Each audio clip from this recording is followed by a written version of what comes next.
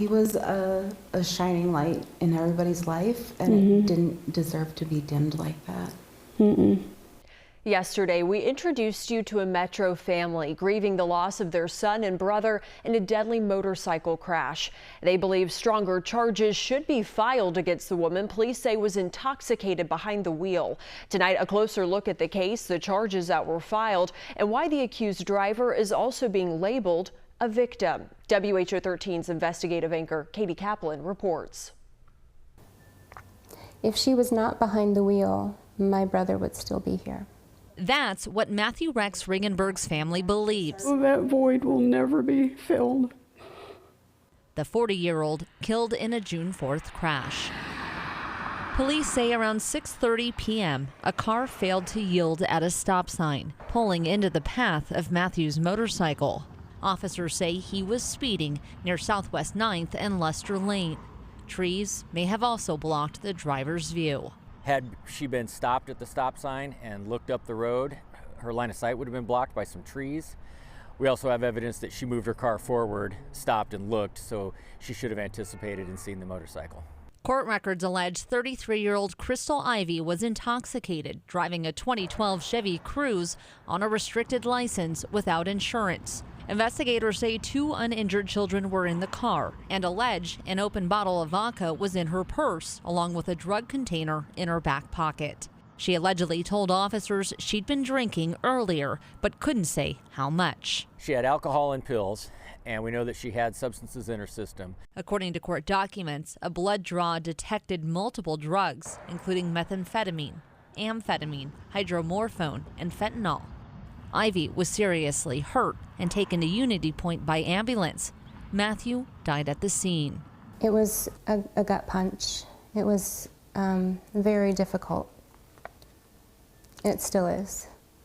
Ivy is now charged with allegedly operating the vehicle while intoxicated, 2 counts of child endangerment, driving while barred and without insurance, and also for the traffic violations of allegedly failing to obey a stop sign and yield, and for having an open container. Bottom line, she pulled out in front of Matt. Matthew's family feels a key charge is missing. My family is really confused how there aren't enhanced charges of vehicular homicide or manslaughter.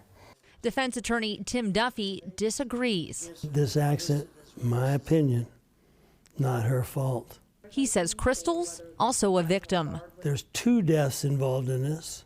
She was pregnant, she lost the baby. He points to speed. One of them is doing 9 miles an hour and one of them is doing maybe 60. And says a line of trees blocked her view. I do have a witness who, after the accident and before the city got to the trees, went down there, said he couldn't see the top of the hill. The city's Public Works Department confirming to us they removed 13 trees 2 weeks after the crash to address sightline near the intersection.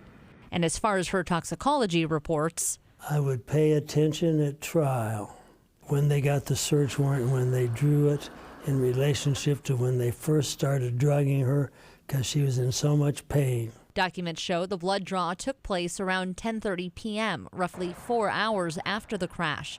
Duffy says despite the admission, no alcohol was detected. That's 0. The medical examiner says Matthew had alcohol in his system, but below the legal limit, plus prescribed Adderall. His family says that shouldn't matter. Hers were all illegal.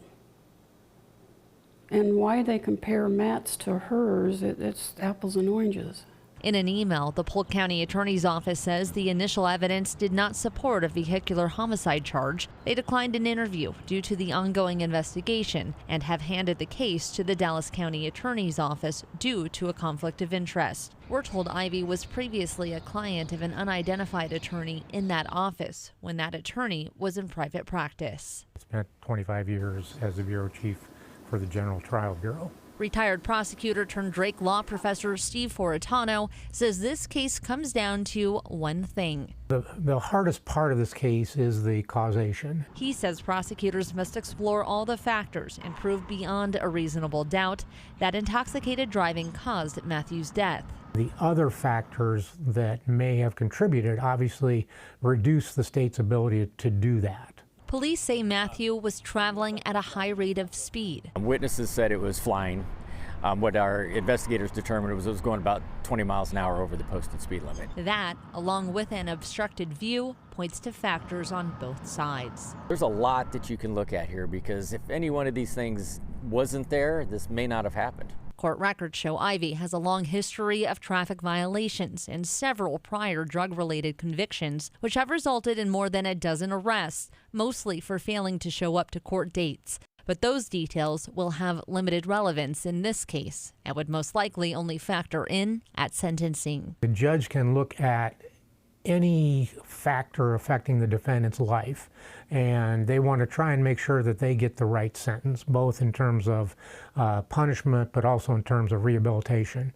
Ivy faces a maximum of 7 years in this case, but Duffy says she's already paid a price. The fact that she's had 4 or 5 surgeries, she'll be a cripple the rest of her life, that she's had a miscarriage. He says she's working to get her life back on track, a second chance Matthew's family says he'll never get. It's very frustrating. In Des Moines, Katie Kaplan, WHO 13 News. Crystal Ivy's case is scheduled for a non-jury trial late next month. She already pleaded not guilty to misdemeanor charges of OWI, child endangerment, and driving while barred.